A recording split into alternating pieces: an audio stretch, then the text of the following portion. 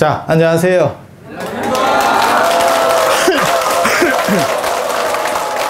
아이고, 충성스러운 척 하기는. 개인적으로 제가 살고 싶은 곳 중에 하나가 해운대입니다. 저는 도시를 좋아하기 때문에 제가 부처님한테 배운 거는 산에 살지 말고 도시에 살라라고 하는, 지금 스님들이나 불교인들은 마치 산에 절이 있어야 된다라고 생각들을 하는데, 사실은 부처님이 철저하게 도시주의자였었죠. 그래서 사위성에 18년에서 한 23년, 25년까지도 볼 수 있는 그렇게 사셨고, 그 다음에 왕사성에 오래 계셨고, 그 다음에 바이샬리에 계셨고, 그래서 마지막 돌아가실 때, 쿠시나가르에서 돌아가실 때, 쿠시나가르도 말라족의 대표 도시였었지만 그 정도 너무 좀 떨어지는 거 아닙니까? 라고 해서 팔종의 열반경, 초기 열반경에 보면 아난이 왜 하필 이런 찌리한 데서 돌아가십니까? 라는 말씀을 했었고, 그게 불교가 만약에 도시 중심이 아니었으면 당대에 그렇게 클 수도 없었고, 지금 세계 종교로 발돋움할 수도 없었을 거예요. 그리고 한국 불교가 산중불교처럼 마치 유네스코 뭐 산사 이래가지고 7곳 들어가듯이 그런 식으로 들어가는 거는 워낙 불교가 동아시아에서 번성하다 보니까 도시에 꽉 차고, 지금 교회 생각하시면 돼요. 기도원까지 짓고 있었던 거죠. 그리고 후발주자인 선불교는 명상주의를 표방했기 때문에 산이 좀 더 유리했었고, 그러다가 조선시대 숭유억굴이 되면서 도시절들은 다 날라갔고 싹 걷어졌고 산절만 남았죠. 그래서 마치 산사가 한국 불교를 대표하는, 안 그러면 불교를 대표하는 것처럼 생각되지만, 불교가 몰락하지 않았던, 그러니까 뭐 동남아시아나 중국이나 이런 데 가봐도 다 도시 안에 절도 있고 산에도 절이 있고 뭐 이렇게 되어 있죠. 그래서 사람들이 이렇게 도시에 포교당하고 있으면 무슨 얘기를 자꾸 하냐면 절 같지가 않아요, 뭐 이런 얘기를 자꾸 하거든요. 여기 지금 영상으로 보시는 분들은 어떻게 보시는지 모르겠는데, 여기 지금 사람들이 이 뒤에 배경이 조금 그래서 그렇지 앞에 지금 입취의 여지가 없이 굉장히 많은, 이게 굉장히 넓은 공간이에요. 저도 깜짝 놀랐습니다. 사실 해운대에 이렇게 넓은 포교당이 있는지 몰랐습니다. 그리고 포교당 하시는 스님들이 다 고생을 많이 하세요. 여러분들이 어떻게 보시는지 모르겠는데, 절은 산사다라고 하는 생각 때문에 산에 있는 절이 50% 먹고 들어갑니다. 그래서 실컷 포교당에 다니다가도 재지내거나 이렇게 뭐 좀 행사 뭐 이렇게 좀 큰 거 할 때는 포교당은 절맛이 안 나요 이러다가 갑자기 없어졌다가 다시 오고 이런 경우도 있어. 관리는 여기서 다 받고 돈은 저기다 갖다 주고 와가지고는 무슨 또 친한 척을. 그래서 도시에 계신 분들이 활동력이 있는 거고, 그 다음에 도시절이 원래 불교의 어떻게 보면 정통을 유지하고 있는 거예요. 인도 불교에서도 큰 스님들, 쉽게 말해서 무슨 부처님 제자들 중에서 잘 되시는 분들, 산에 사신 분은 없어요, 정확하게 말하면. 그래서 산에 있는 게 정상이 아니다더라, 그리고 산에 있어야 뭐 맛이라더라 이런 얘기를 하는데, 절맛이 난다 그러는데, 야, 부처님이 한옥에 사셨겠냐? 뭐 막말로 얘기해서. 그리고 탁발을 해야 되는데 산에 살면 무슨 놈의 탁발을 해. 탁발이 기본 아니 금강경에도 나오잖아요. 그래서 부처님께서 바루공양을 하시고 돌아오시는 거잖아요. 돌아와서 공양을 했죠. 이게 불교 집단의 가장 큰 특징 중에 하나인데, 절에 돌아와서 공양을, 그러니까 탁발을 하고 돌아와서 먹고 이렇게 시작을 하는 거죠. 참고로 말씀드리면 그 자리에서 먹는 집단들도 있었습니다. 인도 문화에서는 더운 지역 문화이기 때문에 탁발이 그냥 기본적인 거였었는데, 왜 탁발을 하냐면, 그냥 짧게만 말씀드릴게요. 자꾸 그거를 뭐 빌어 먹는다, 무슨 뭐 걸뱅이냐 이렇게 얘기하는 사람들이 있는데, 지금 여러분들이 분업화되면서 여러분도 어느 정도 이상은 탁발 쪽으로 가요. 여러분 자녀분들 이제 점점 탁발 쪽으로 갑니다. 안에서 잘 안 해먹죠. 아니 맞잖아. 이제 차이가 좀 있으면 탁발 대상이 그냥 공짜로 주는 게 아니고 쿠팡이나 마켓컬리 뭐 이런 쪽에서 탁발을 할 뿐이지 간편식 이런 거 진짜 많이 들어왔죠. 점점 그렇게 바뀌는 거예요. 그리고 왜 그렇게 세상이 바뀌는지 정확하게 이해가 되죠. 밥 3끼 해먹는 게 하루 간다. 그래서 제일 힘든 게 연세 드시면 그 집에 삼식이 있고 이러면 참 힘들지.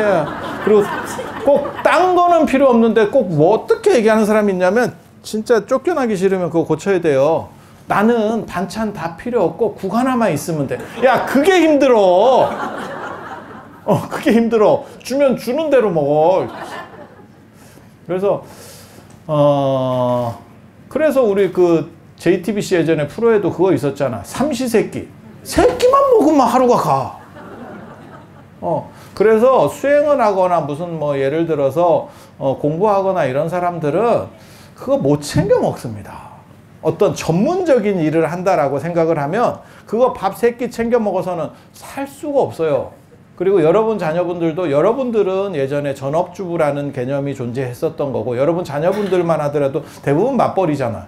그러니까 거기에 많은 시간을 투자할 수가 없고 그러니까 이런 간편식으로 계속 바뀌어가는 거예요. 안 그러면 사 먹거나 그런 식으로 그래서 탁발이 그렇게 그냥 없어서 얻어먹는다 이 개념하고는 달라요. 시간의 효율성 그리고 물질과 정신의 등가 교환이라고 하는 거예요. 그러니까 물질적인 생산 활동을 좀 더 많이 하시는 분은 그걸 가지고 수행자에게 공양을 올리고 그 다음에 수행자는 수행을 통해서 그 에너지를 좋은 에너지를 그 사람에게 공급해 주고 이렇게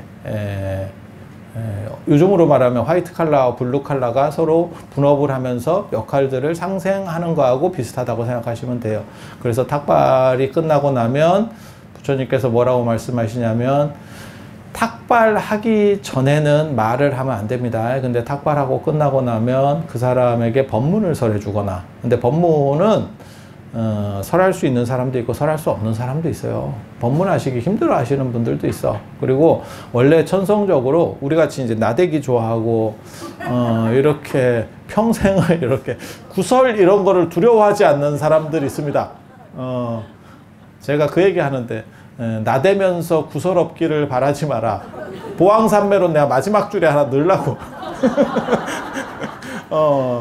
그래서 구설로서 양약을 삼으라고 하셨느니라. 이렇게. 근데 어떤 일을 하면 구설은 무조건 따릅니다. 그러니까 말을 해도 그렇고 그 다음에 남이 안 하는 거 힘든 거 어려운 걸 해도 구설이 따라요. 그거는 어쩔 수가 없는 거고 그래서 말하기 좋아하지 않는 분들도 많이 있어요. 그러니까 역량의 문제가 아니고 삼국유사 해연구정조에 보면 해연이라고 하시는 스님이 수덕사에서 크게 이렇게 떨치다가 이게 삶이 아닌 것 같다. 예전에 하남 스님도 봉은사에서 조시를 하시다가 내가 천고에 학이 될지언정 삼춘가절에 말 잘하는 앵무새가 되지는 않겠다. 이래서 오대산 상원사로 나중에 딱 응거하셔가지고 26년 동안 산문 밖을 안 나가시고 안 나가신 건 아니고 2번 나가셨. 안 나가시고 2번 나가신 거는 치과 치료 때문에 치과 치료 때문에 나가셨어요. 그래서 그렇게 부득이한 사정이 아니면 절대 산문 밖을 안 나가시고 26년 동안 진짜 안 나가셨어요. 그때만 하더라도 치과 치료도 아니야. 내가 왜 그걸 치료라고 하는지 모르겠는데 그냥 뽑는 거야. 뽑는 거. 그 시절에는 뽑는 거. 참 좀 그렇지. 그래서 그렇게 삶을 사셨고 그러다 보니까 그 이야기 읽어보면 참 재밌어요. 저는 하남 스님이 마지막 어떻게 보면 큰 스님들이 많이 계시는데 성자라는 생각을 하거든요. 제가 그 어른을 대단하게 이렇게 높게 평가하는 이유는 저는 뭐 탄원 스님이나 하남 스님이나 다 제가 모시고 있는 어른들이지만 하남 스님은 훨씬 더 높게 보는데 머리 좋고 이런 거는 탄원 스님이 훨씬 좋습니다. 훨씬 좋습니다. 그런데 하남 스님의 가장 큰 특징은 그 시절에 아마 더 추웠을 거거든요. 근데 새벽 예불에서 기도 끝날 때까지 서 계세요. 새벽 예불을 다 참석하고 그 당시 기도 2시간입니다. 그리고 예전에 무지하게 춥거든요. 그렇게 하고 그 다음에 선원에서는 주무시기 전까지는 개인 방으로 들어가는 일이 없다라는 게 있어요. 진짜 무지하게 어려운 일입니다. 그게 간단한 일인데도 진짜 하려고 그러면 무지하게 어려운 일이에요. 그래서 제가 그런 얘기 하거든요. 저런 어른하고는 옆에 같이 살고는 싶지만 계속 같이 살 수는 없어. 계속 같이 살면 너무 힘들다. 너무 힘들다. 근데 그렇게 솔선수범을 하면 사람들이 스스로 움직여요. 스스로 움직여. 그때 이야기들을 보면 저랑 비슷한 생각들을 다 하고 있었던 것 같아. 그때 스님들도. 그래서 한번 같이 살아봤으면 좋겠다라는 게 있고, 오래 살기는 어려워요. 너무 힘들어. 여러분도 연예인하고 살면 좋을 것 같지만 오래 살기 어렵다. 그래서 여러분들이 일반인을 선택하신 거잖아. 충분히 연예인을 선택할 수도 있는 상황에서도 그렇게 하신 거예요. 그래서 그거는 이렇게 그래서 그 당시에 상원사에서 칼잠을 자고, 칼잠 잔다는 게 옆으로 잔다는 거예요. 방이 없어서 옆으로 자고 라는 거예요. 저 같아도 아마 그 당시에 제가 살았으면 한철 정도는 같이 살았으면 이라는 생각이 있었을 것 같아. 한번 모시고 한번 살아봤으면 저 어른 어떻게 사는지 한번 봤으면 좋겠다 라는 생각이. 부처님도 사실 그렇게 사신 거예요. 평생을. 그래서 이게 아는 것도 중요하지만 올바른 실천이 있느냐? 저는 그런 사람을 제일 높게 평가를 합니다. 그리고 그거를 평생 견제할 수 있느냐? 그거 진짜 어려운 일이에요. 사람이 타협하기 쉽고 자기 합리화하기 쉬워. 자기가 못한 뒤에는. 그래서 그런 것을 이기면서 극기하면서 계속, 물론 뭐 이제 도가 높고 깨달음을 얻으신 그런 어른들은 그거를 정신력으로 이겨서 한다기보다는, 공자가 그 얘기 하거든요. 나이 70에 종심소유기 부르구라고, 내 마음 먹은 대로 해도 도에서 어긋나지 않는다. 그러니까 내가 하고 싶은 대로. 불교에도 그런 게 있어요. 부처님은 계율을 지킨 게 아니고 율시불행이라고, 부처님에서 행동하시는 그게 그냥 계율인 거야. 굳이 내가 이렇게 해야겠다, 저렇게 해야겠다, 요거 어기면 안 되는데가 아니고 당신이 하고 싶은 대로 하는 게 그냥 계율이야. 참 멋있는 얘기긴 한데, 그렇게 되기 위해서 얼마나 많은 노력과 자기 정리가 필요했을까 라는 게 느껴지는 거죠. 이 얘기를 좀 더 길게 하는 이유는 한 가지입니다. 그래도 지금 어떻게 보면 해가 바뀌는 연초고, 좀 있으면 이제 구정이 또 오잖아요. 그래서 흐트러지기 쉽고 새로운 각오를 다질 때가 지금 시점이에요. 그래서 물론 뭐 1년을 이렇게 살 수 있느냐, 각오를 다지면 살 수 있느냐, 그렇진 않은데 처음에라도 좀 해야지. 그래서 정초기도도 열심히 하시고, 이렇게 포교당 같은 데가 어떻게 보면 기존 갖춰진 절보다 더 조금 떨어져 보일 수도 있어요. 하지만 부처님이, 제가 그런 얘기 하거든요. 부처님은 6년 동안 수행자로 사셨고 45년 동안을 교사로 사셨어요. 그러니까 선생님으로 사셨다고. 그리고 그 45년 결과가 지금 불교를 만든 거지. 그전에도 독각, 연각, 벽지불 이런 분들 많이 있었어요. 근데 그분들은 왜 제대로 되지 못했느냐? 그분들은 깨닫고 내가 이 경기장에서 빠져나가면 된다라고 생각을 했다는 거예요. 그래서 부처님의 정신에서 어떻게 보면 더 중요한 것은 펼치는 정신이에요. 펼치는 정신. 제가 동아시아 불교가 참 잘 못됐다라고 생각하는 것 중에 하나가 뭐냐면, 불상 모실 때 석가모니 부처님을 모시면 동아시아에서는 언제나 이렇게 항마촉지, 깨달음의 수인입니다. 오른손으로 이렇게 무릎을 덮고 있는 항마촉지인을 하거든요. 그 깨달음을 귀하게 여기는 거예요. 그래서 스님들도 깨달음에 대해서 투철하고 열심히 노력하시려고 하고, 지금 동안거 기간이거든요. 그럼 한 3천여 정도의 스님들이 지금 선원의 결제에 들어가서 수행 정진을 하고 계세요. 그것도 참 귀한 거야. 하지만 지금 명상의 시절이 도래했는데도 불구하고, 그리고 총무원 장스님께서도 선명상 뭐 이래서 계속 말씀을 하시는데, 불교가 오히려 명상을 주도하지 못합니다. 조계종이 사실은 명상종파예요.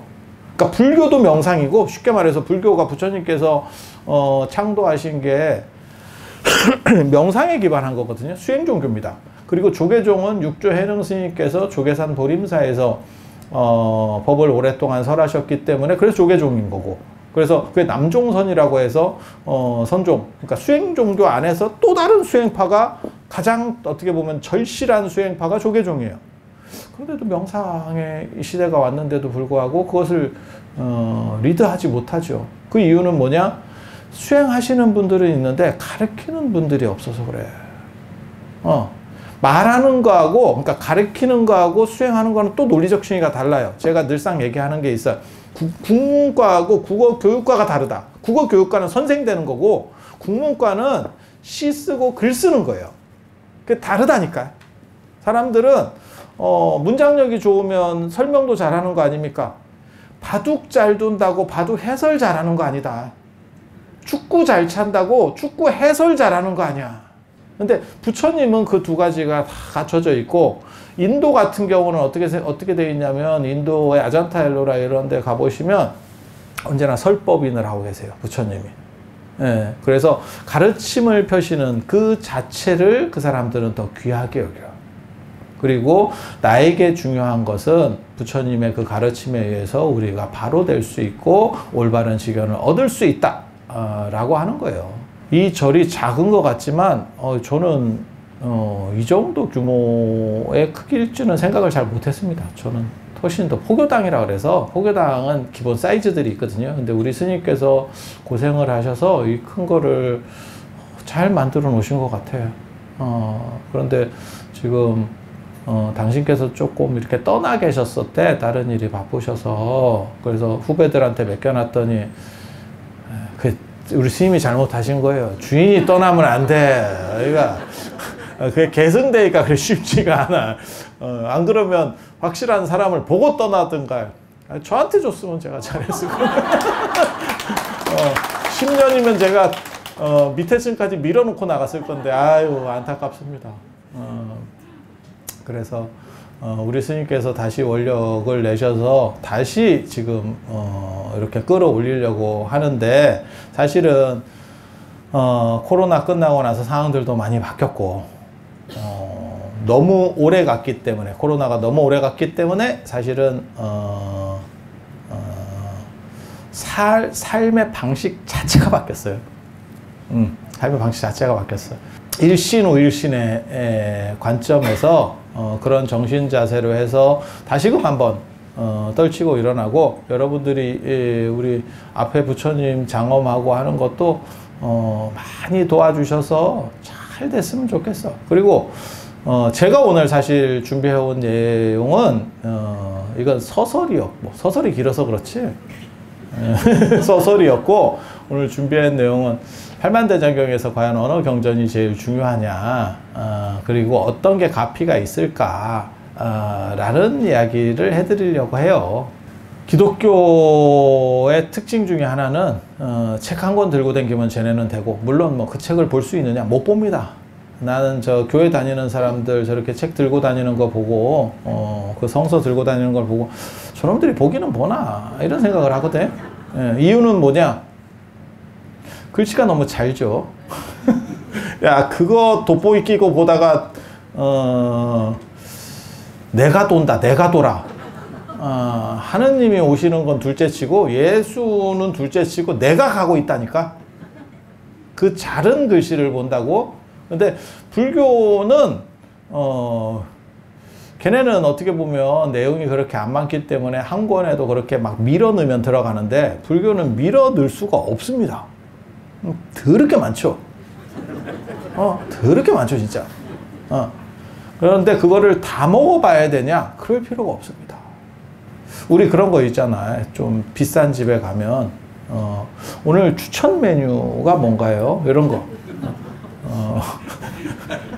8만 대장경 안에서 자연스님 추천 메뉴 하면 첫 번째가 반야신경, 두 번째가 금강경, 세 번째가 화엄경입니다. 아니 다들 그렇게 해요. 네가 그걸 어떻게 아느냐? 제일 많이 독송되는, 한국 불교에서 제일 많이 독송되는 경전 반야신경입니다. 천수경은 한두 번 기도할 때 하지만 반야신경은 모든 기도 끝나고 안 그러면 모든 법회에서 반야신경을 합니다. 그리고 천수경은 우리나라에서만 하지만 반야신경은 티베트 불교에서 일본 불교까지 전체가 다 합니다. 그래서 중국 같은 데 가서 우리가 이렇게, 저 같은 경우는 중국 성지순례 가면 가능하기만 하면 큰절에서 새벽 예불을 같이 동참해 보려고 해요. 그렇게 해서 들어가면 딴 거는 잘 못 알아들어도 아, 이게 반야신경이구나 하면서 환희심을 느끼죠. 왜? 반야신경이 나온다는 얘기는 끝났다라는 얘기이기 때문에. 중국 예불 더럽게 깁니다. 참고로 말씀드리면 중국 예불 더럽게 깁니다. 우리는 간소화된 거예요. 여러분 생각할 때 칠정예가 원래 예불 아닙니까? 아, 그거 최근에 만든 겁니다. 최근에 만들고 불교 안에서 이렇게 다 유행한 거는 칠정예밖에 없어요. 이유는 짧아서입니다. 짧아서입니다. 그래서 예전에는 예불이 굉장히 길었어요. 뭐 향수예례, 사성예, 그리고 기도까지 예불 안에 막 포함시키고, 중국은 순당이라 그래가지고 예불하다가 갑자기 법당을 돌아요. 우리도 예전에 그랬는데 사성예 할 때는 갑자기 법당 돌아요. 법당 안에서도 돌고 밖으로도 돌고 마당을 도는 경우도 있어요. 네, 마당까지 도는 경우도 있어요. 그렇게 해서 막 정근하고 왔다 갔다 하다가 그럼 막 1시간 반 막 이렇게 예불 끝나면 1시간 반이에요. 근데 알아들으면 그나마 좀 편한데, 야, 못 알아듣고 1시간 반 하면 굉장히 힘들어. 그래서 우리 같은 사람도 무슨 생각을 했냐면, 야, 수륙제나 영산제가 진짜 신도님들한테는 힘들겠구나. 전혀 못 알아듣고 스님 뒷꼭지만 보면서 반나절을 앉아 있어야 돼. 그것도 며칠씩. 내가 이런 게 뭔가 싶은 생각을 하거든. 그래서 반야신경은 다 공통으로, 그리고 그 반야신경은 중국말로 하든 일본말로 하든 뭐 티베트 말로 하든지 간에 들으면 대충 반야신경인지 알아요. 아, 반야신경 같다. 찍으면 맞습니다. 그래서 그렇게 퍼져 있는 게 반야신경이고, 반야신경을 왜 그렇게 많이 하느냐라고 물어보면 그게 현장 스님 때문에 그래요. 서유기에 나오는 삼장법사의 대표 현장 스님. 삼장법사라고 하는 거는 최고 큰 스님에 대한 타이틀이에요. 그래서 경에 능하면 경장, 일장법사라고 하고, 경률에 능하거나 경이나 논에 능하면 이장법사라고 하고, 세 가지를 경률론 다에 능하면 삼장법사라고 그래요. 그러니까 최고 칭호예요, 최고 칭호. 그리고 그 삼장법사 중에서도 삼장법사가 현장 스님이에요. 서유기에는 약간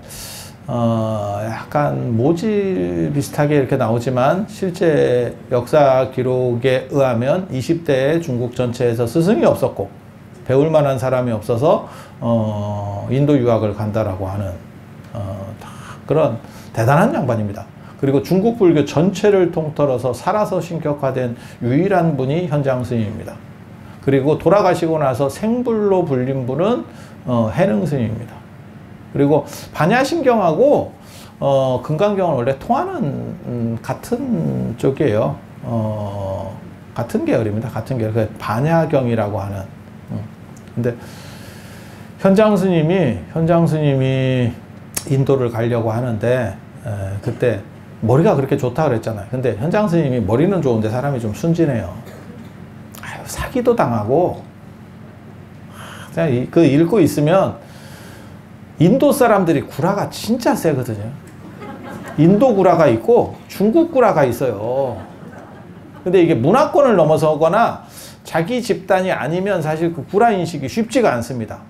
그래서 제가 그 얘기 하는데, 우리나라에서 가장 많이 나오는 구라, 지금도 존재하는 구라예요. 그거 남자들이 제일 많이 치는 구라는 군대 구라입니다. 군대에서 무슨 개뿔이나 뭐나 하고 온 것처럼, 뭐 대단한, 아니 근데 무슨 장교도 아니고 사병이 할 수 있는 건 삽질밖에 없어요. 그게 현실인데 뭐나 대단한 걸 한 것처럼 맨날 그런 얘기를 해. 그래서 야, 저게 맞나? 근데 남자들은 그냥 재밌어서 들어주는 거지 속는 거 아닙니다, 그거. 그냥 구라려니 하면서 그냥 들어주는 거야. 근데 여자는 속아요. 왜? 그 문화를 잘 모르니까. 그리고 여자끼리 있을 때는 여자들은 절대 안 속는데 남자들은 속는 게 여자 내숭하고 화장 안 했어요. 화장 안 했어요. 근데 남자는 진짜 안 한 줄 안다. 근데 안 하기는 개뿔. 전화 받으면 전화기에 뭐가 덕지덕지 붙어 나오는데 무슨 씨 안 했어. 특히 내숭 이런 거 잘 모릅니다. 그게 여자들은 보면 10m 밖에서도 봐. 저게 어디를 고쳤는지, 돈을 얼마를 발랐는지, 싸게 말았는지, 비싸게 말았는지. 비싼 거는 했나 안 했나를 약간 이렇게 생각해야 되고, 싼 거는 양촌잎 파마랑 비슷하죠. 저는 성형론자입니다. 오래 사는 시절에는 성형을 해서 스스로를 가꾸는 게 굉장히 좋아요. 그리고 좋은 옷을 사는 것보다 좋은 깝딱을 가지는 게 더 좋죠. 이게 더 영구적이잖아. 한번 박아놓으면 야, 이거 잃어버리지도 않는다? 가방 비싼 거 사봐. 잘못하면 잃어버린다? 얼굴에 발라봐. 이거 갈 때까지는 가는 거요. 보일러 들어오기 전까지는 계속 내 겁니다. 맨 마지막에 보일러 한번, 여러분들이 평생 화장하시다가 마지막에 화장 한번 진하게 하고 가시잖아. 뜨끈뜨끈하게. 아이고, 자식놈이 불 때 주네 이러면서 하는 거죠.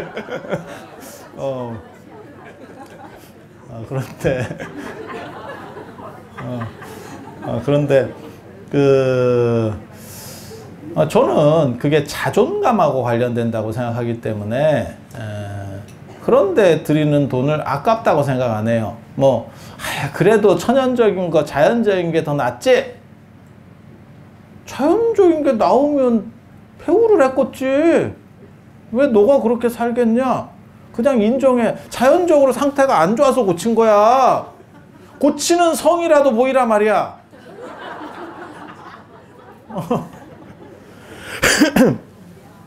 그리고 기왕 고칠 거면 조금 비싼데, 이거 계속 쓰는 건데, 한 번 했다가 생각을 해봐. 이게 지금 언제 죽을지도 모르고 지금 30년이 갈지 40년이 갈지 모르는데 40년 쓴다고 생각하면 몇백 더 드리는 게 싸다. 괜히 조금 싼데 해가지고 박명수 쌍꺼풀처럼 이라고 스트레스 받는 것보다 조금 더 드려. 괜찮아. 그 정도는 드려도 안 죽어요. 그렇게 해서 행복하고 만족감 있게 살면 그게 행복이야. 그게 기본적인 행복, 인간의. 정신적인 게 중요하지. 그렇게 정신적인 게 중요하면 머리 밀고 공부하고 있겠지. 아니야. 외모도 굉장히 중요한 거예요. 그래서 예전에 분명히 당나라 때도 그 얘기 나온다고. 신원서판이라고 몸 잘생긴 게 첫째래. 그 다음에 말 잘하는 거. 그 다음에 글 쓰는 거. 글, 문장. 그 다음에 판단력. 그러니까 정신력은 최하야, 최하. 지금도 마찬가지야. 연예인들 다 뭔데. 정성이니까 그래도 용서된 거야. 우리가 했어봐. 용서됐겠나? 꼴값을 하고 자빠졌네. 이 말 나왔겠지. 정우성이 하니까 그 말 못하잖아. 하야 같은 마음으로 이해가 되잖아. 얼굴을 보고 있으면 그럴 수도 있겠지. 보통 같으면, 상태 안 좋은 남자들이 그렇게 하면 그 어린애를 그렇게 하면 되겠냐? 여자가 그렇게 나이 있다고 너희도 어리고 그런데. 근데 정우성이면 저놈이 꽃뱀이 아닌가. 사람들이 그렇게. 야, 그게 인물이야. 그게 인물이야. 그래. 참, 세상이라는 게 그렇지. 그래서, 현장 스님이 머리가 좋고, 저는 현장 스님이 약간 사기 캐릭터라고 생각하는 게, 머리가 좋고, 얼굴이 돼요. 그리고 체력이 된다. 나 이게 도대체 이런 사람이 어떻게 존재할 수 있는지 나 잘 모르겠어. 보통 머리 되는 사람이 인물이 안 되거든? 그게 공평한 거예요. 근데 야, 머리도 되고 인물도 되면 어떻게 해?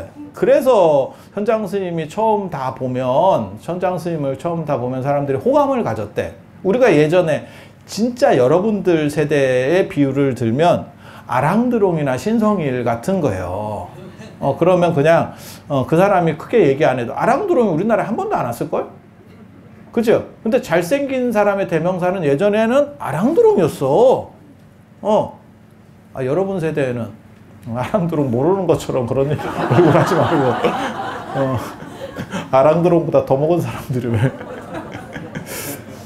그래서 그래 잘생기면 먹혀요. 호날두는 축구로 먹힌 거고 지단은 축구 플러스 얼굴이지. 다 그게 있어. 아유, 중고등학교 때 선생님 인물 따라서 성적이 차이가 난다가 있는데 별거 아닌 것 같지만 다 있다니까. 왜? 얘기가 잘 들려. 집중이 잘 되고 그런 거예요. 그런 걸. 그래서 그렇게 되는데 현장 스님이 그렇게 인물이 좋으니까 외국에 나가면 대화가 안 돼요. 말이 안 돼. 언어가 안 돼. 근데 현장 스님은 워낙 인물이 좋으니까 인물로 어필이 됩니다. 이렇게 우리가 마치 아랑드롱 이렇게 하면 우리말 한마디도 못해도 지금도 그렇잖아. 유명 배우가 외국에서 왔어. 그러면 한마디도 우리나라 말 못해도 공항까지 마중 나가는 애들이 되게 많거든요.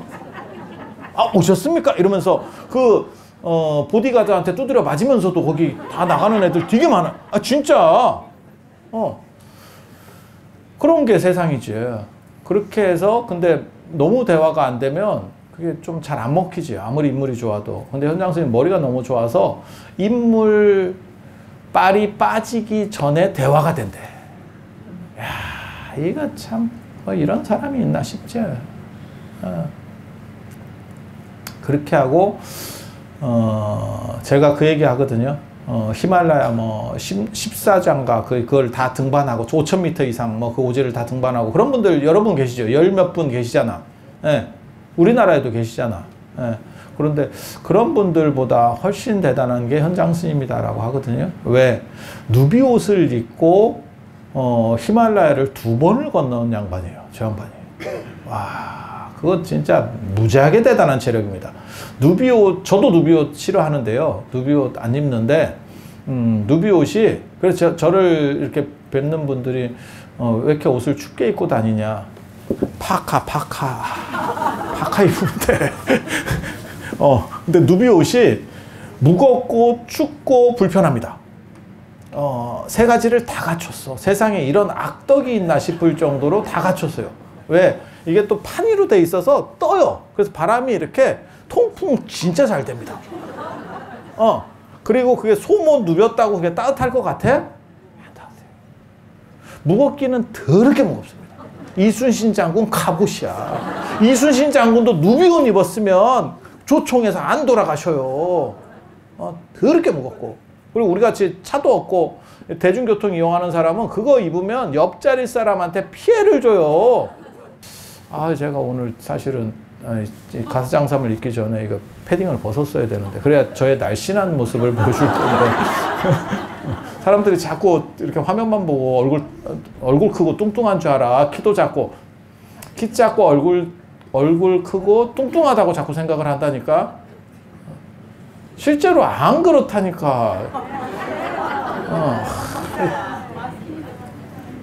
그래서 근데 현장 스님이 그 누비옷 입고 저 같은 경우는 그래 누비옷 되게 싫어해요. 누비옷 굉장히 싫어합니다. 근데 누비옷을 입고 그렇게 2번이나 왔다 갔다 하셨고, 그렇게 머리도 좋고 인물도 좋고, 그 인물 좋고 이런 얘기 해주면 이게 인간인가 싶은 생각들이 들거든요. 야, 이런 사람이 다 있구나 싶을 정도의 이야기들이 나와. 그런데 여기서 그 얘기를 하려는 게 아니고, 현장 스님이 사람이 머리는 좋은데 머리 좋다고 사기 안 당하는 거 아니다. 공직생활 오래 하신 분들이 정년하고 사업하면 대부분 망합니다. 그분들이 머리가 떨어지느냐? 안 떨어져요. 머리가 나빠서 망하는 게 아니고 그쪽 영역을 모르는 거지. 그리고 우리 예전에도 말이 있었어요. 저희 어렸을 때도 말 잘하는 거는 예수쟁이하고 사기꾼이야. 사기꾼한테 걸리면, 근데 지금 이렇게 보면 제가 볼 때는 약장수가 말을 제일 잘하는 것 같아. 다단계 판매 이런 데 가잖아. 홈쇼핑 다단계 판매는요, 이렇게 듣고 있으면 나도 해야 되나? 막 이렇게 가슴이 콩닥콩닥해. 진짜. 그래서 현장 스님도 그렇게 사기를 당하고, 그게 2종류의 사기를 당합니다. 강도한테도 사기를 당하고, 그거는 약간 어떻게 보면 약간 불가항력적인 측면도 존재하는데, 그렇게 사기 당하고, 그 다음에 내부자한테, 인도 스님이나 다른 사람들한테도 또 설명 들을 때 사기를 당해요. 이제 그거는 한국 불교에도 많이 있어. 한국 불교의 사적기들, 이렇게 절에 대한 얘기들 보면 뭐 그런 거지. 그러니까 마곡사의 연역 이렇게 보면 자장 스님이 창건했대. 그 당시 백제 영토고요. 자장 스님 가면 죽습니다. 원효 의상이 전라도까지 다 가가지고, 야, 그때 통일하자마자 그쪽 가면 잘못하면 훅 간다. 훅 간다. 시대적으로 안 맞는 얘기인데, 그런 게 일종의 사기인데, 그 사람도 아마 오류가 있었을 거예요. 전달자 자체가. 그리고 종교에는 그런 식의 사기들은 되게 많습니다. 근데 현장 스님은 그걸 믿고 기록했지. 그래서 이 사람이 어디까지 사기 당했는지가 보여. 당신은 징계한 거야. 그래? 이러면서 적은 거야. 낚이셨습니다. 낚이셨습니다. 대박 낚이셨고요. 제일 크게 낚인 사건은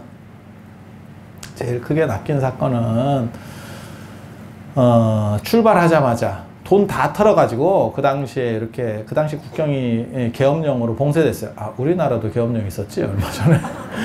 계엄령으로 봉쇄됐었어. 국경 봉쇄.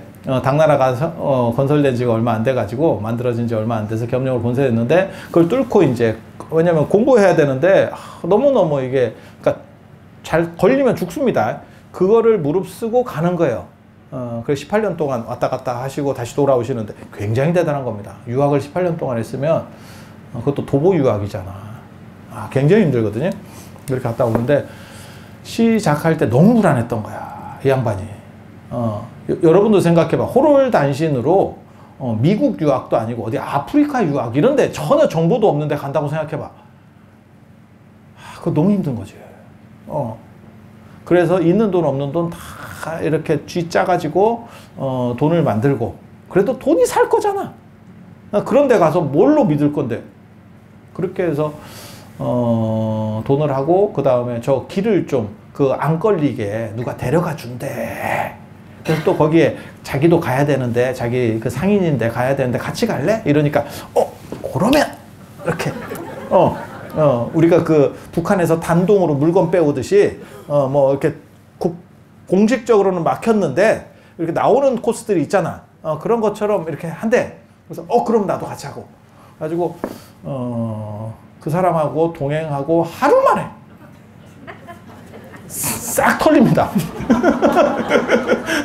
야, 전국 1등이 그렇게 털리는구나. 자고 났더니 난 그거 읽으면서 너무 재밌었거든. 자고 났더니 목 앞에 칼이 와 있대. 목 앞에 칼이 돼 있더래.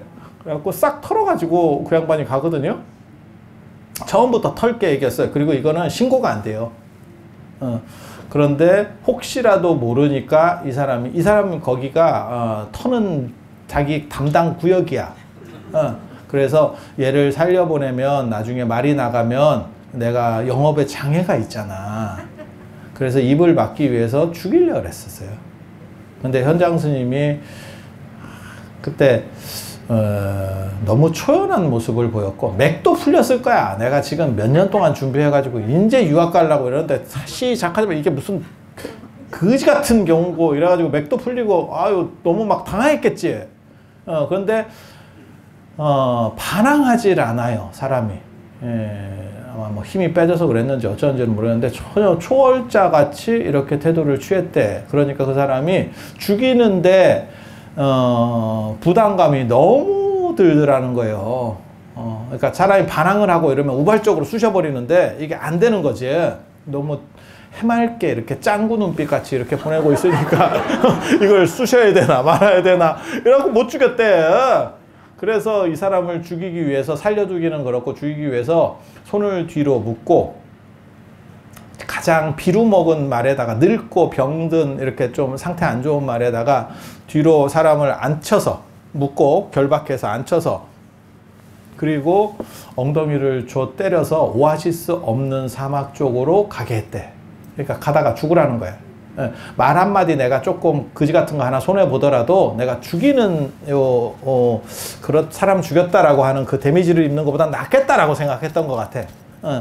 그렇게 해서 사막 없는 데로 가는데, 그 타클라마칸 사막이라는 데가 다 그런 데예요. 오아시스가 없는 곳이에요. 그쪽으로 들어갔는데 현장 스님이 그 말 위에서 한 게 뭐냐면 관세음보살 정근을 했대.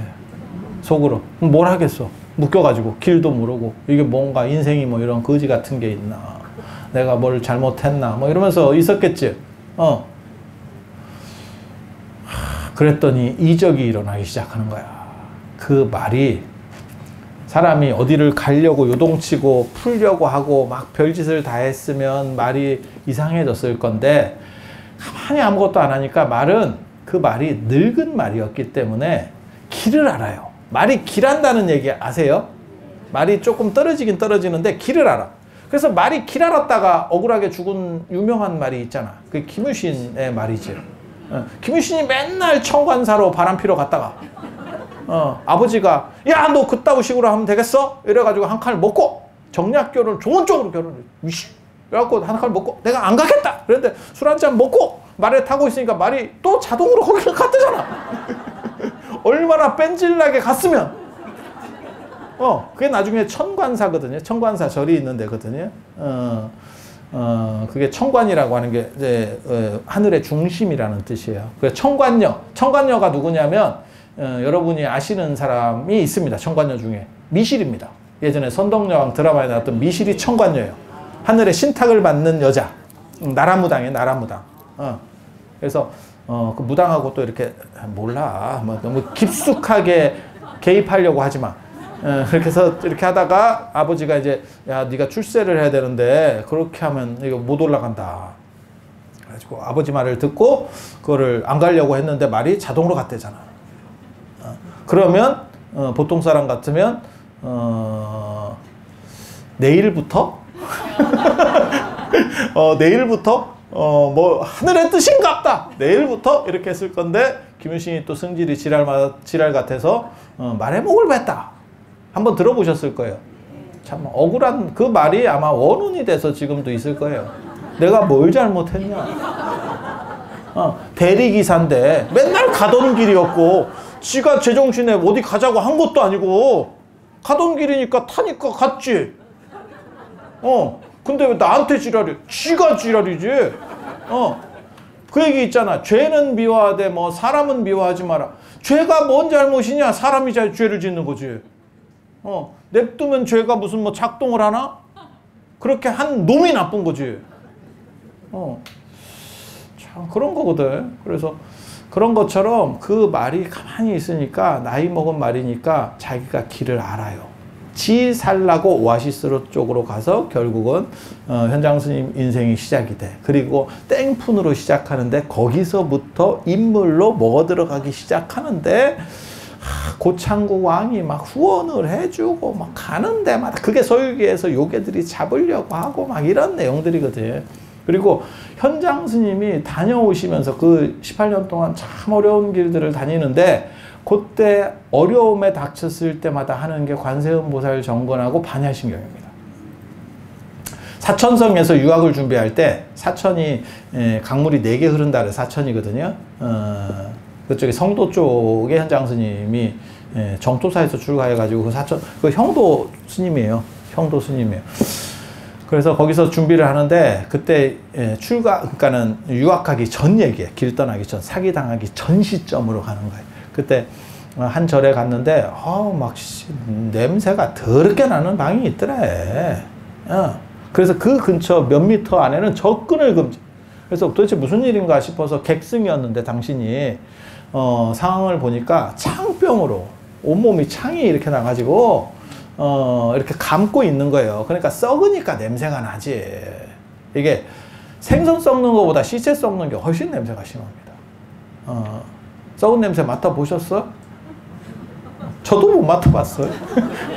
그렇대. 그렇대. 그래서 근데 여기 객스님으로 간 현장 스님이 이게 스님들이 좀 문제가 생길 때가 언제냐면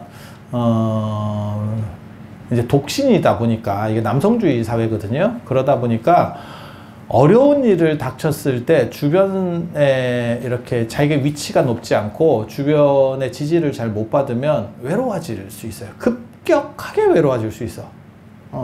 그리고 다 남성 중심 사회다 보니까 어떤 일이 벌어지냐면 이렇게 막 몸에 이렇게 피나고 고름 있고 이러면 누군가 닦아줘야 되는데 굳이 그걸 내가 왜 애가 있어. 군대 생각하시면 돼. 군대 생각하시면 돼.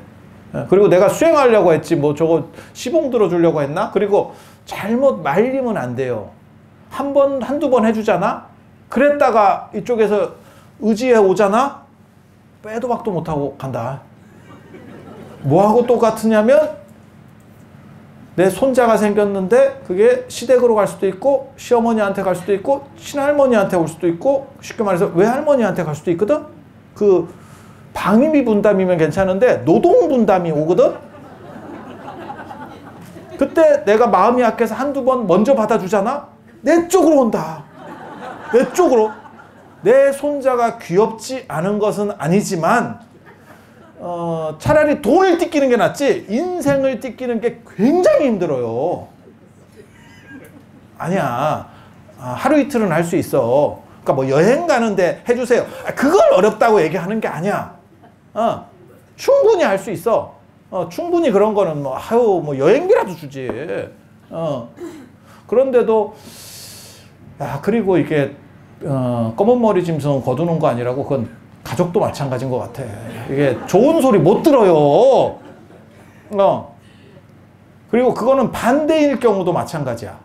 그러니까는 부모님을 오래 모셔도 그거 있잖아. 오래 옆에서 모시는 아들이 있어도 그건 맨날 티박이나 먹고 그 며느리 욕만 먹고 그러다가 도시에서 좀 잘 사는 며느리 와가지고 어머님 이러면서 봉투 좀 주고 이거 선물이에요 이러면 홀라당 그쪽으로 싹 넘어가지고 이렇게 그런 거 많이 있거든. 근데 그 가치로 따지면 옆에서 모시는 분이 훨씬 고생하고 힘들거든. 근데 그 귀한 건 모르지. 아유 저게 뭘 알아가지고 맨날 이러다가 그 조금 이렇게 코맹맹이 소리 하면서 와가지고 돈 좀 주면 아우 그러냐 이제 이렇게 갑자기 너그러운 어머니가 되지.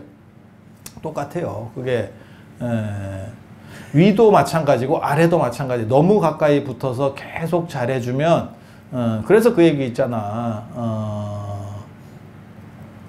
호의가 반복되면 둘리가 된다라고 하는 아기공룡 둘리에서 그 호의 하잖아. 호의 이런 거. 호의가 반복되면 권리인 줄 안다라는 얘기가 나오는 거예요. 그래서 그때 밀리면 안 돼. 그래서 스님들도 비슷해. 그 힘든 분이 있다고 도와주기 시작하잖아. 그러면 나중에 빼지를 못한다. 한두 번 해줄 수 있어. 어떻게 할 건데 계속. 근데 현장 스님이 그래서 그게 이제 좀 외롭고 쓸쓸하게 되는 경우들이 있어요. 만년이. 근데 현장 스님이 그거를 객승인데도 불구하고 몸을 다 닦아주고 이렇게 이거를 처리를 해줬대. 그랬더니 너무너무 고마워하더래. 그랬겠지? 그냥 생각해봐도. 사람 대접 못 받고 있다가. 스님이라고 다 똑같은 스님 아닙니다. 그거 고려시대 때는 더 심했고요. 고려시대 때, 신라시대 때, 당나라 때 더 심했고요. 조선시대 때는 그나마 약간 평준화된 거고, 그거 차등 다 있습니다. 여러분도 아시잖아요. 사람이라고 다 똑같은 사람 아닙니다. 그러면 이제 이런 얘기하면, 인간의 가치를 어떻게 돈으로 매깁니까? 못 매기지. 하지만 매기지. 그 두 가지가 동시에 있는 게 현실이거든. 아니, 맞잖아. 못 매긴다라고 하는 거는 이상적인 거고, 그럼 현실에서 어떻게 처리할 건데? 못 매기는 걸로 퉁! 이러고 끝내? 그 계산하는데 한 100년 걸리겠습니다. 이렇게 해서 끝낼까? 그렇게 가는 거예요. 그렇게. 그래서, 참, 사람들도 못 받고, 절에서도 그러고 있었는데, 현장 스님이, 그리고 똑똑하고 젊은 스님이 와가지고 그렇게 하니까 당신이 기분이 좋았겠지. 그때 내가 너에게 비방이 있는데, 당신이 유학 준비를 한다면서, 이러면서 내가 줄 수 있는 게 요거밖에 없어. 내가 알고 있는 게 하나가 있다. 그때 가르쳐 준 게 반야신경입니다. 그래서 어려운 일을 당할 때 반야신경을 하면, 그러면 일이 풀릴 겁니다. 물론 저는 그 기록을 읽을 때 한 가지 생각은 했었죠. 근데 왜 당신은 안 읽었어요? 그래, 그것 때문에 현장 스님이 반야신경, 관세음보살, 이걸 계속 이렇게 하는, 그게 되는 거예요. 그래서 지금도 그 현장 스님이 그때 가피를 여러 번 받습니다. 그리고 나서 돌아오시면서 무슨 서원을 세우냐면, 내가 이 경전을 널리 퍼겠다. 그 현장 스님의 원력에 의해서 지금 티베트 불교에서 일본 불교까지 반야신경을 하는 거예요. 의상대사가 또 아미타불 관세음보살, 정확하게 말하면 관세음보살 빠거든요. 의상대사도. 그래서 낙산사 홍련암 그 낙산사 개창하는 거고, 그리고 당신이 백화도량 발언문에 보면 관세음보살님이 아미타 부처님을 이마에 정대하듯이 나는 관세음보살님을 정대하면서 살겠습니다. 그리고 대비주를 외우겠습니다. 그 대비주가 신묘장구대단이에요. 그래서 한국 불교는 화엄종이 세기 때문에, 교종 중에서 화엄종이 세기 때문에 한국 불교만 천수경을 합니다. 그래서 큰 스님들의 원력이 다 이런 게 있어요. 이런 게 있어요. 현장 스님의 가장 큰 원력은 뭐였냐면, 내가 경전을 다 번역해서 부처님 말씀을 제대로 전하겠다. 제가 개인적으로는 참 안타깝게 생각하시는 분들이 있는데, 현장 스님도 안타깝게 생각합니다. 현장 스님이 만약에 경전이 다 번역된 시절에 삶을 사셨다면 현장 스님은 아주 위대한 불교 철학자가 됐을 거예요. 탄원호 스님도 굉장히 제가 안타깝게 생각하는 게, 탄원 스님께서 평생을 번역을 하셨어요. 왜? 갑자기 한문을 쓰다가 국한문 혼용으로 바뀌어버렸거든요. 한글로 바뀌어버렸거든요. 그러니까 이게 사람들이 읽지를 못하는 거야. 그러니까 내가 이거를 번역해야겠다 라고 해서 끊임없이 번역을 하신 거예요. 그래서 불교의 중요한 교재들이나 책들은 탄원호 스님이 다 번역했어. 근데 애석하게도 그 어른이 거기에 너무 많은 시간을 뺏기다 보니까 당신 철학적인 거, 새로운 불교에 대한 이야기를 많이 못 하신 거예요.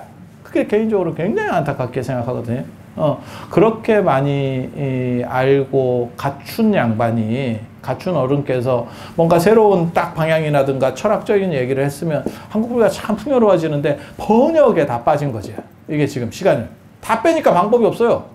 그래서 현장 스님은 번역이라는 게 어떻게 보면 당신의 지상가지였었고, 탄원호 스님도 어떻게 보면 번역이 지상가지. 그 시대에 그게 아니면 불교가 움직이기가 어려운 상황이었기 때문에, 내가 한생 안 태어났다라고 생각하고 내가 이거를 이 원력을 가지고 가겠다. 이 원력이라는 게 참 중요한 거예요. 그리고 그러한 번역을 바탕으로 해서 중국 불교가 꼽히기 시작하는 거예요. 그 다음에 드러나는 게 현수법장 스님, 화엄종, 현수종이라고 했었던 그 화엄종이 움직이기 시작하는 거고, 종파불교가 당나라에서 쫙 꼽힐 수 있었던 게 현장 스님이 그 바닥을 깔아줘서 그렇거든요. 그리고 부처님, 제가 그 말씀 드렸었잖아. 부처님은 45년 동안 교사로 사셨다. 그때 전달하지 않았으면 불교가 나와 있었겠느냐. 교육이 그만큼 중요해요. 교육이 중요해요. 저는 개인적으로 시민 선방 이런 거 별로 안 좋아합니다. 사찰에 그런 것들이 있어.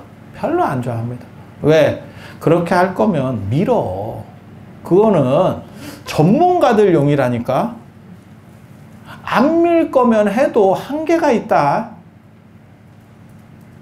출가 안 하면 완전한 깨달음을 얻을 수 있습니까? 불가능하다고 나옵니다. 불가능하다고 나옵니다. 그래서 왜 제가 철학가 출신인데 제가 철학가 박사과정에서 그 얘기 있었어요. 제 옆에 놈은 칸트 철학을 했어. 칸트 철학을. 근데 제가 뭐라고 얘기했냐면 아니 내가 그 얘기는 안 했다. 걔한테는 안 했다. 속으로만 그 생각했지. 네가 칸트로 아무리 잘해봐라. 독일 놈이 견눈 한번 봐줄 것 같으냐? 택도 없어. 택도 없어. 나는 한국 불교를 했어. 나는 그때 내가 나홍 스님으로 박사 논문을 썼거든요. 나홍 스님으로 쓰면 우리나라 1위입니다. 전 세계 1위입니다. 칸트는 여기서 백날 써봐야 한 놈 안 봐줘. 본토에서는 한 놈도 안 봐줘. 세상이라는 게 참 그런 거예요. 그런 거예요.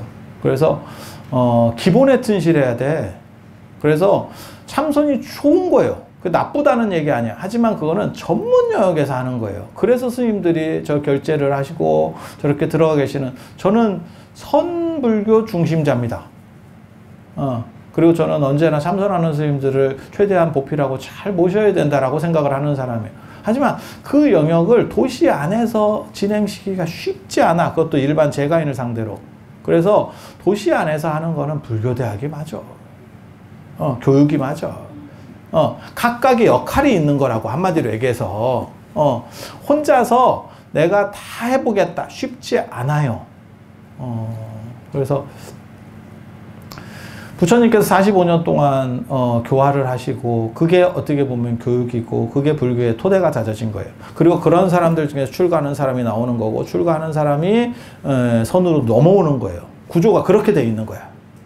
역할들이 달라. 그래서 신도한테는 부처님께서 뭐라고 말씀하시냐면 시계 생천, 보시하고 계율을 지키면 죽은 뒤에 생천한다. 천상에 태어난다 라고 말씀을 하셨고, 스님들한테는 사쌍팔배, 수다원, 사다함, 아나함, 아라한이 돼서 깨달음을 얻는 것이 중요하다. 이렇게 말씀하셔요. 언제나. 그거를 초기 경전에서부터 계속 분리해서 말씀하셔요. 제가 한국 불교 스님들 제일 지금 잘못하고 있다는 게 뭐냐면 신도들한테도 마음을 비워라, 마음을 내려놔라 라고 얘기하는 게 굉장히 저는 잘못됐다고 생각하는 거예요. 그건 스님들한테 하는 얘기고, 신도는 지금 어떤 사람은 입시 취업을 해야 되고 어떤 사람은 지금 승진을 해야 되고 지금 시험관 하기로 해서 자식을 낳네 못 낳게 하고 있는데 그 굉장히 힘든 과정이에요. 지금 노산들이 나이 들어서 결혼하는 게 많으니까 그거 굉장히 어렵거든. 여러 번 고생하잖아. 옆에 주변에 있잖아. 근데 거기서 마음을 비워라, 마음을 편한, 진짜 대놓고 말하고 싶은 건 그거겠지. 그 사람이 스님이니까 차마 말을 안 할 뿐이지 대놓고 무슨 말을 하고 싶으면 네 일이면 그렇게 말하겠냐? 를 하고 싶겠지. 네 자식이면 마음을 비워라라고 하겠냐? 지금? 그런 식으로 얘기하니까 젊은 사람은 안 오는 거예요. 왜? 요즘은 예전과 달라서 들을 얘기를 하면 와서 듣는 거고, 들을 얘기를 안 하면 안 맞아요 라고 말하지 않고 아예 안 와버려요. 아니 내가 지금 취업이 안 돼가지고 지금 노량진에서 컵밥을 5년째 먹고 있는데 스님한테 가서 뭔가 좀 좋은 말을 한번 들어볼까 했더니 마음을 비워라. 멈추면 비로소 보이는 것들. 야 씨, 5년 멈췄어. 5년 멈췄는데 아무것도 안 보인다니까. 뭔 헛소리야. 지금 뛰어도 안 되는구만. 그렇게 얘기하면 안 돼. 그게 다 있는 거예요. 그래서 부처님께서는 대기설법이라고, 부처님의 경전을 읽어보면 참 다양하게 나옵니다. 부처님의 제자들은 제자들에게 하는 말하고 외도한테 하는 말하고 신도한테 하는 말이 달라요. 부처님은. 제가 처음으로 그거를 주장한 사람이거든요. 아니 신도한테 하고 이런 거는 다 사람들이 알고 있었는데, 상대가 얘기를 한단 말이에요. 그때 세존이시여 이렇게 말하는 사람들은 다 제자예요. 세존이시여, 부처님을 존중하는 분들이에요. 대사문이여 라고 하면 배우려고는 왔는데 외도입니다. 대사문이여 이렇게. 고타마시여 이렇게 부르는 사람들이 있거든. 이거 싸가지 박통입니다. 쉽게 말해서 다른 종교에서 한번 씹으려고 온 거예요. 그때 부처님 말투가 달라요. 그러니까 고타마시여라는 뜻이 뭐냐면 김씨 뭐 이런 거거든. 김선생 한번 얘기 좀 한번 해보이소? 뭐 이런 거야. 그러니까 이게 말투를 들으면 사실 그 당시에 이게 말하고 글은 다른 거기 때문에 말을 들으면 뉘앙스를 정확하게 아는데 글에는 그게 안 보여요. 그래서 그런 차이들에 따라서, 그리고 재가인들도 불교의 옹호적인 사람이냐 비판적인 사람이냐 말 대하는 게 다 달라요. 그건 당연한 겁니다. 일반 통행 하이패스로 가면 안 돼. 그래서 거기에 맞는 차이들이 다 존재하는 거예요. 그래서 신도분들한테는 불교 교육을 통해서 인생이 내가 지금 나이 먹어서 무슨 교육이 필요하냐라고 할지 모르지만 좋은 직장과 좋은 연봉을 위한 교육이라는 게 있고, 그게 직업으로서의 교육이라는 게 있고, 즐기는 교육이 있다니까. 삶을 풍요롭게 하는 교육. 그래서 제가 그런 얘기 하는데, 커피도 한번 배워보고, 커피를 지금 여러분이 돌아가실 때까지 먹네 안 먹네 해도 아마 수천 잔을 드실 거예요. 그때 조금 더 알면 이게 만족도가 훨씬 높아져. 저런 사진 같은 경우도 한번 배워보고, 조금씩 배우면 이게 기존에 겪던 거 외의 것을 겪으면서 행복한다는 게 쉽지가 않아. 특히 나이 먹으면 겪던 거 안에서 새로운 관점들을 찾아내야 돼. 그래서 그런 교육들, 그리고 제일 중요한 거는 흔들리지 않는 중심을 잡는 게 굉장히 중요해요. 그게 불교 교육이에요. 그래서 취미로서의 교육, 그 다음에 내 스스로 정신과 마음의 근육을 만드는 중심을 잡는 교육. 이거 굉장히 중요합니다. 그래서 우리 절에서 불교대학을 한대. 여기서 불교대학을 한대. 그래서 요즘은 불교대학도 예전만 못해요. 교육시대도 끝났고 코로나 지나면 이제 흐름 자체가 참 이게 불교대학 하기도, 저도 그런 쪽에 나가서 하는 사람인데 예전에는 여러분이 아니더라도 인터넷은 계속 작동하고 있었어. 그게 어떻게 보면 3차 산업혁명의 가장 근간이 인터넷이니까. 근데 여러분들은 인터넷 안으로 많이 안 들어왔었어. 근데 코로나를 겪으면서, 코로나 초반에 제가 그 얘기 했었거든요. 아니, 물건을 굳이 사러 안 가도 돼요. 뭐 옥션이나 쿠팡이나 뭐 이런 데 다 배달해 줘요. 그랬더니 아유 뭐 사러 가는 거만 하겠냐고 뭐 이러더라고. 그래서 내가 두부 같은 것도 배달이 돼요. 내가 이런 얘기를 하니까 뭔 말 같지도 않은 소리 하냐고. 그럼 어떻게 배달하냐고. 나도 모르지. 근데 배달은 오는데 뭐. 그렇잖아. 새벽 배송. 어떻게 그게 가능해요? 모르지. 오는데 뭐. 내가 그거 알 게 뭐 있어. 시키면 오는데. 생수를 뭐하러 마트 가서 들고 오냐, 힘들게. 시키면 문 앞에 갖다 놨는데. 갖다 놓고 사진 찍어가지고 이렇게 문자로 보내주는데. 들고 가세요, 이렇게. 맞잖아. 그런 얘기를 하면 처음에는 사람들이 뭔 말 같지도 않은 소리예요 하던 분들도 지금은 다 그렇게 살아요. 다 그렇게 살아. 그리고, 쉽게 말해서 강제로 인터넷 안으로 들어온 세대가 돼버린 거예요. 그전에는 여러분이 만약 코로나가 없었으면 끝까지 인터넷에 반쯤 걸쳐놓고 개구리 주차하듯이 갔을 거예요. 근데 그때 이제 최고의 수혜를 봤었던 게 저죠. 보통 때는 말 싸가지 없게 하고 뭐 재수가 없다는 둥 계속 이랬는데, 인터넷에 들어가 봐라. 우리가 순한 캐릭터다. 더 독한 놈들 진짜 무지하게 많다. 무지하게 많다. 그렇게. 그래서 제가 하는 얘기 있는데, 나는 신라면이었는데 세상에는 불닭볶음면도 겁나 많더라. 지금 그래서 이게 귀가 높아졌어요. 그래서 불교대학 할 때도 예전에는 다 동네에서 잘하시는 분들만 데려다가 써도 이게 유지가 됐는데 사실 이게 쉽지 않아. 쉽지 않아. 그리고 규모의 경제학이에요. 근데 사람이 적으면, 쉽게 말해 등록하는 사람이 적으면 좋은 사람을 데려오기도 쉽지 않아. 우리 스님이 참 뭐 환경운동도 하시고 참 이렇게 여러 가지 인자하시게 이렇게 생겼지만 계속 갖다 꼬라박을 수는 없거든. 살아야 될 거 아니야. 저도 월정사에 금강경 봉산기도 때 계속 행사나 이런 걸 벌이는 게 뭐냐면 이게 인원이 어느 정도 돼야 더 큰 행사를 벌여요. 그러니까 제가 지금 금강경 봉산기도 한 8,000세대 들어왔는데 한 13,000세대까지는 올려야겠다라는 게 제 목표거든요. 그러면 행사 규모가 엄청 커집니다. 행사 규모를 완전히 이거를 키워버리겠다. 근데 불교대학이나 이런 것도 마찬가지예요. 어느 정도 이상의 정족수가 안 되면 그러면 쉽게 말해서 좀 잘하는 분들 모시기가 쉽지 않아. 잘하는 분들을 안 모시면 또 요즘은 또 눈이 높아져가지고 코로나 때 하도 영상들을 봐가지고 눈이 높아져서 안 보여요. 이게 안 보이고 안 들려. 그러면 돈을 투자를 해. 한두 번은 투자를 하는데 계속 그걸 반복할 수가 없어. 그러면 어떤 일이 벌어지느냐? 잘하는 사람을 부르기 어렵고, 그러면 사람들은 만족도가 떨어지고, 빠지고 이렇게 갈 수밖에 없어. 이거를 초반에 3월에 한다니까 초반에 사람들이 조금 이렇게 하면, 그래서 규모를 어느 정도만 만들어주면 그거를 위해서 운영하기가 쉬워. 그리고 그게 만족으로 돌아가게. 교육 쪽은 제가 장담하는데, 제가 제 원력은 교육이거든요, 사실은. 그리고 제가 늘상 얘기하는 거 있어요. 나는 불교인을 교육하는 게 목적이 아니고 불교와 종교를 안 믿는, 아니면 타종교에 걸쳐 있는 사람들, 그 중간자들, 불교 안에 있는 분들은 스님들이 하시면 돼요. 기존의 어른들이 하시면 되고, 우리는 그 바깥선상에 있는 테두리에 있는 사람들을 해서 내가 찍새 역할을 하겠다.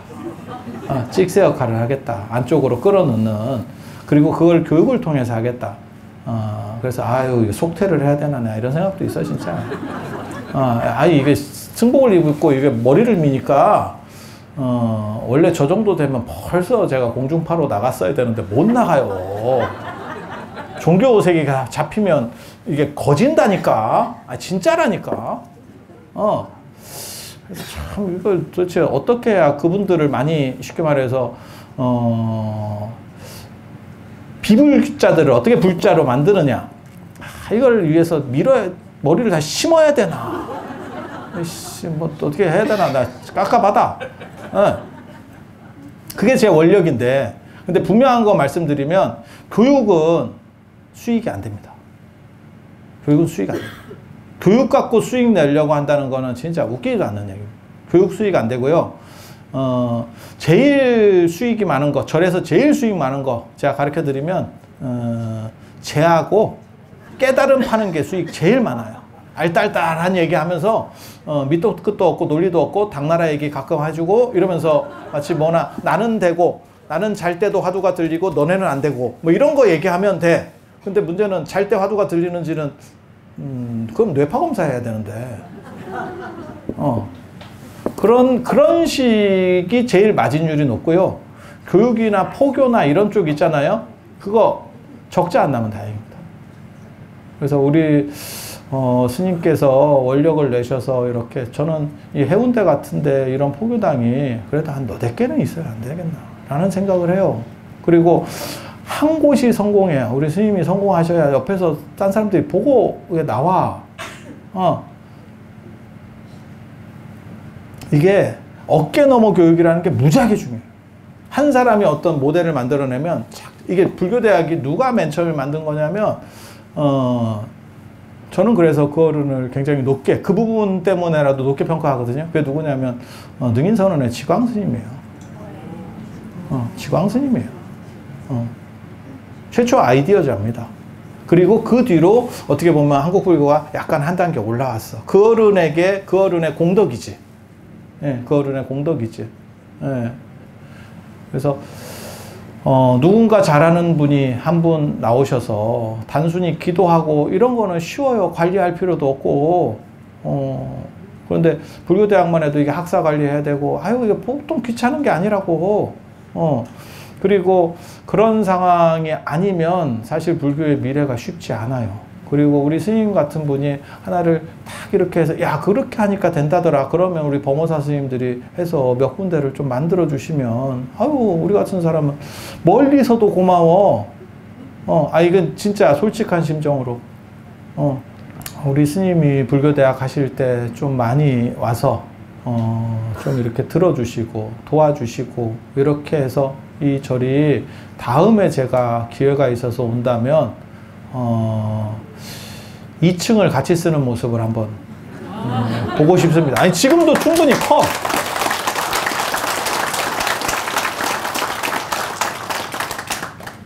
그래서 우리 스님이 50분만 하라고 그랬는데, 처음에 저한테 뭐라고 말씀하시냐면 제가 얼마나 해야 돼요? 그랬더니 하고 싶은 대로 하래. 근데 그거 딴 스님한테는 먹히지, 우리는 학교에 익숙해서 학교는 3시간짜리예요. 한 번 틀면 2시간 반 간다. 3시간 수업이면 2시간 반 하거든요. 그래서 조금 더 길어졌는데 죄송한 마음을 가지면서 이런 포교당이야말로 어떻게 보면 산사보다 더 도와주고, 그 다음에 밀접하게 옆에서 왔다 갔다 해주는 게 굉장히 좋아요. 그리고 제발 좀 안에서 싸우지 좀 마. 이게 산사하고 제일 큰 차이점이, 산사는 싸워도 옆에 비껴 있으면 되는데, 이런 포교당의 가장 큰 특징이 한 군데 공간밖에 없어서 싸우면 한쪽이 안 온다? 나랑 싸운 것도 아닌데 왜 너희들끼리 싸워놓고 네가 안 와? 그래서 조금만 이렇게 잘 도와주시면, 부산불교도 예전 같지는 않아요. 그래서 그 부산불교의 또 다른 도심 보교당의 모델이 될 수 있도록 그렇게 됐으면 하는 마음을 가져보면서 이상 마치도록 하겠습니다. 자, 들어주셔서 감사합니다.